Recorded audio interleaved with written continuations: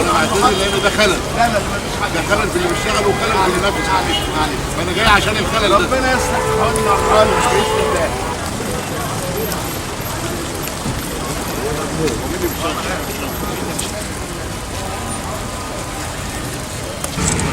نورنا والله.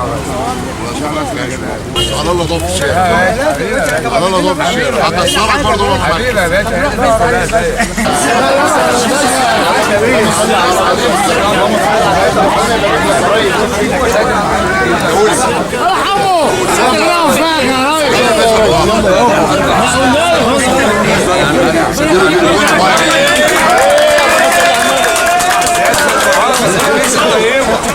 منورين يا جماعه.